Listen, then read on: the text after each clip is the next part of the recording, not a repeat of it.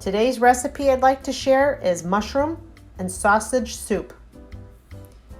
The mushrooms that I'm going to be using in this recipe are dried porcini mushrooms. They're actually mushrooms that we foraged from in a forest, and we're going to rehydrate those and add them to our soup.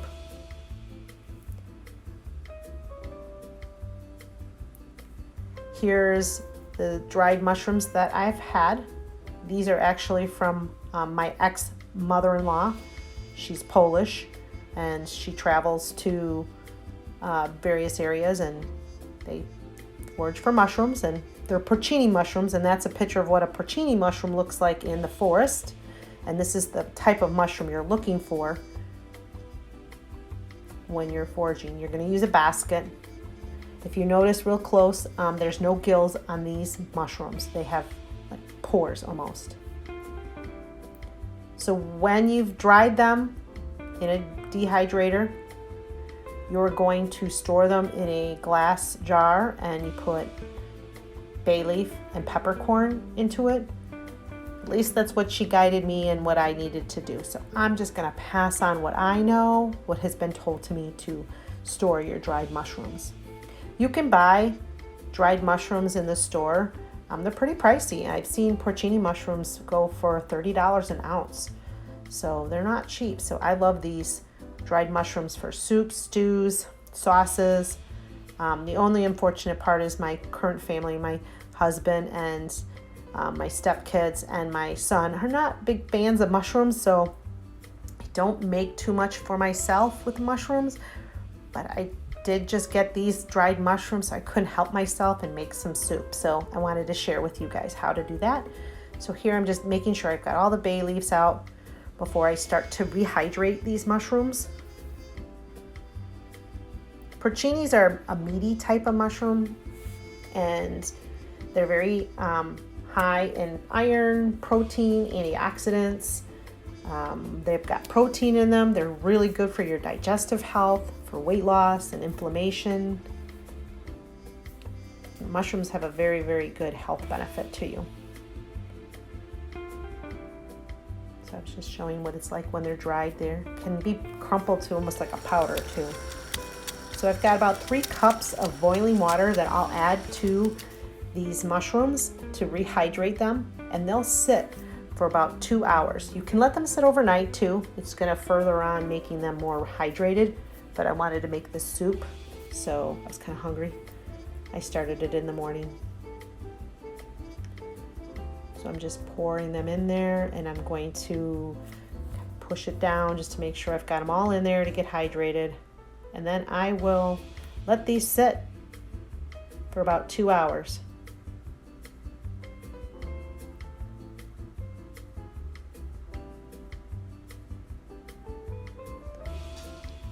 There you go.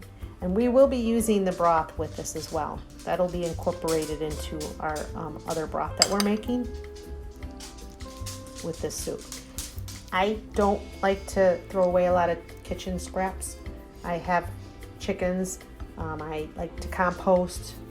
I will make soup or stocks. So you're gonna see when I have some of these things, some of the reserves, I just save for this purpose like this, just to make a stock. I will gather when I'm making whatever food and I'm using the end of a celery or a carrot or onion. I just throw it right in a coffee tin that's empty. Not necessarily tins now, it's the plastic ones, and I just kind of accumulate those in my freezer. And then when I've got enough, and if I have let's say I have chicken for one night and I'm having a whole chicken and I've saved the carcass, I will use both those things and I'll make chicken broth. Or I'll have a ham bone and make ham broth, or I'll have beef and I'll do a beef broth, whatever I need, or just a regular vegetable broth. Okay. So I just used 1 link of Italian sausage. You could use Polish sausage. I just wanted it to be ground, and probably about 1/4 of a small onion I added into this. Now you can omit this and just have the mushrooms if you chose, or if you wanted to put chicken in there, or if you wanted to put some other vegetables, you're more than welcome to. It's a little bit versatile. This is just what I was craving. I thought it'd be a nice combination. I think you could add in this too. You could probably add a little bit of some sliced potatoes as I was thinking about it. Not a lot. It's because this is not meant to be a really heavy soup. It's supposed to be something relatively light with a little bit of protein, but like, you could probably throw a couple slices or diced potato in there if you wanted. But I'm not doing that, so here I'm just browning it all up, sauteing the onions in, making sure I get that all ground up.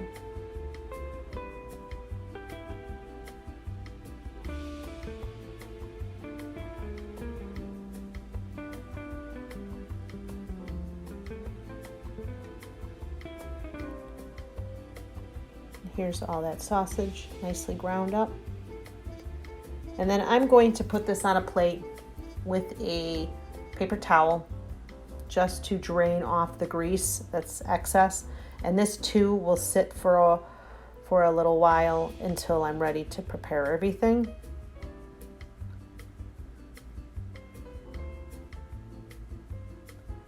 And it drains off all the fat.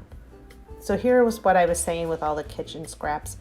That's just some celery that is the wilty part and it wasn't looking too cute. I wasn't going to use it for anything. A carrot that was ready to go bad and starting to get soft. You can use it here. You don't need to throw it away.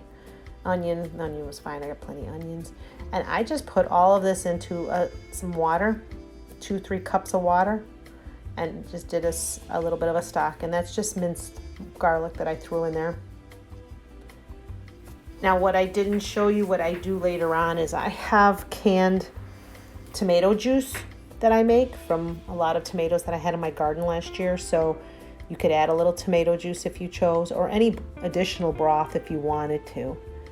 So you could even just use regular broth. You don't even have to go through this process in making your own. But like I said, I want to get rid of things. So here's the finished sausage, and there is the hydrating soon-to-be mushrooms. Okay, we'll be using the broth, like I said, and adding that in.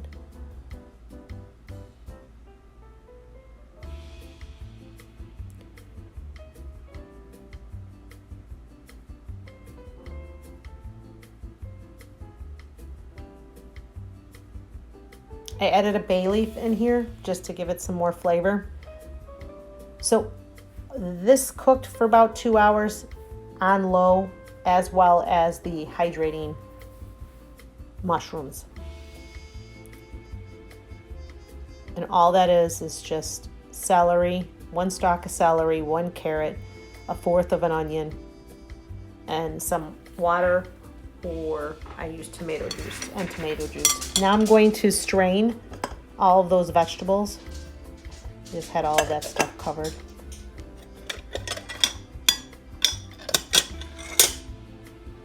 So this is exactly what I was saying. So it doesn't matter that you're using those scraps. You're just gaining the broth more than anything. That's all you really want. So I take this one step further. As I'm using my scraps to make a broth, after I'm done with the scraps, I'm actually going to let them cool and they'll go to the chicken. And if I didn't give them to the chicken, I would put them in my compost for my garden. And then, of course, that's where you get your nutrition from all your vegetables that you grow. So it comes full circle. I try not to waste food. So not saying I don't always. I like to. A lot of it is knowing what's going in my body too, and what I'm feeding to my family. It's important for me to kind of know that I try to take the less processed approach as possible. Not to say I don't do it all the time, but I have good intentions and want to. So there's that vegetable broth. There is the sausage and onions. And I will be draining the mushrooms next.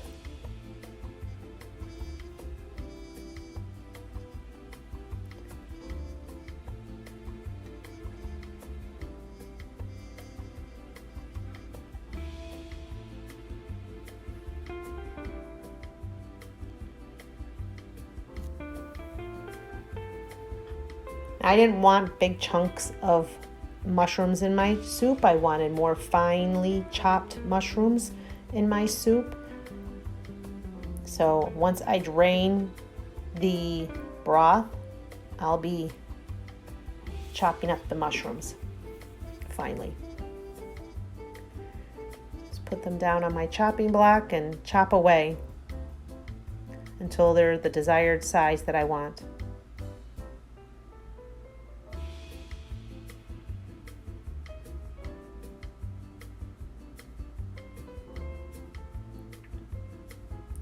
This was a little treat for myself. Like I said, I don't get to have mushrooms that often, even on pizza. You know, I won't put it on half because sometimes I don't eat all half of a mushroom or a pizza. So, I mean, and a third or a fourth is sometimes not enough. So most of the time I'm like 2/3. But I won't put that on there if I'm sharing with my husband. So then I usually will forego from it. But I do miss them. I do love mushrooms. I do like mushrooms and onions and those type of flavors. So to be able to do this was my little treat for myself. And I hope you enjoy this recipe if somebody tries this recipe and you also like mushroom soup. There's a lot of different things you can do with mushrooms and a lot of different soup recipes that you can do.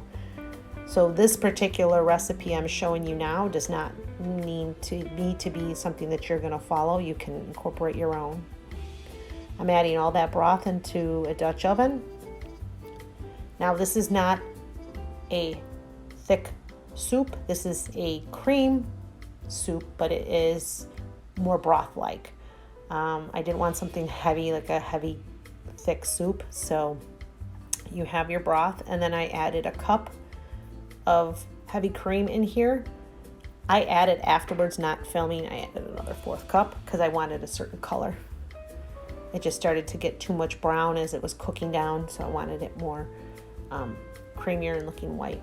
So now I'm just whisking all that together. This is just the broth itself. So for instance, if you wanted to make this a thickened broth, before you even brought your broth in, you could always take some butter, take some flour, and make a roux, and then slowly incorporate your broth in, and then add the heavy cream, and you could have more of a thicker soup. That's what your thickness comes from. So I ended up putting out of that mixture of sausage and mushroom, I had about 4 to 5 tablespoons I added into this. I didn't use the whole portion that I cut up. I'm going to use that for something else. So I didn't want it too overpowering of mushrooms and sausage. I wanted to enjoy some of the broth as well. So now this is going to cook on medium for about a half hour. And then I'll be adding some seasonings to it. Salt and pepper. I added some marjoram, about a tablespoon of marjoram. Some onion powder, garlic powder. And then I still was trying to taste it, and I didn't feel it was still too bland for me. So I have something that I always buy, and you'll see it, I'll show a picture of it. It's called Vegeta. It's Vegeta. It is an all-purpose seasoning. It's got a bunch of different vegetables, more or less. So it's almost like a vegetable base. So not only did I make my vegetable stock, which wasn't vegetable enough, and then I added some mushrooms to it. I'm going to add a little bit, almost like a bouillon, maybe, I guess you could say it. It's just a vegetable soup base, but I have that in bulk because I use it all the time when it comes to the fall, when I'm making soups and stews and sauces. It just amps up the flavor for me. And I get mine over at Meijer's, but you could probably find it on Amazon. It's not that expensive, but it's a staple. I always put it in a glass jar and keep it with my seasonings because I use it just about anytime I'm making soup. Like I said, it just gives a little bit more flavoring. So here you're just kind of tasting as you go.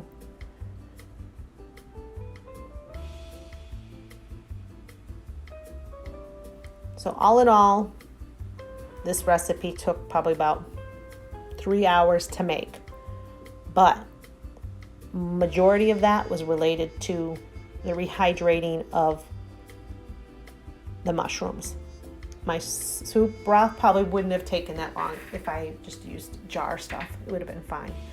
But when you're rehydrating mushrooms, that's what took it longer. So overall, the dish probably took 45 minutes to make if you were eliminating that step. So if you wanted to rehydrate your mushrooms and leave it overnight, you could have them. Here's that vegeta that I get. And you can get dried mushrooms just about anywhere. A lot of times they're at some European stores or world markets. I've seen them there. So about a tablespoon is what I put in. And the way I'm serving this is more European style, I guess. I'm using some pasta that I've drained and put in there first. I'm not adding it into the broth. And now I'm going to pour the broth over it. And this is how I've had soup served to me when I've been out of the country, when I went to Poland itself, and we've had this type of soup. I hope you guys enjoy this recipe and you try it out yourself and try some foraging for some mushrooms. Make sure that you look and learn before you go looking for mushrooms. There's also very poisonous ones out there. But when I've got a book too, but when you learn how to search for them, it's nice to be able to, again, fend for yourself and live from the earth. Here I'm adding some parsley to this. And there you go. Enjoy. Thanks again for stopping back at Busy Lady Life channel. I hope you enjoy this soup. Sausage and mushroom. Have a good day.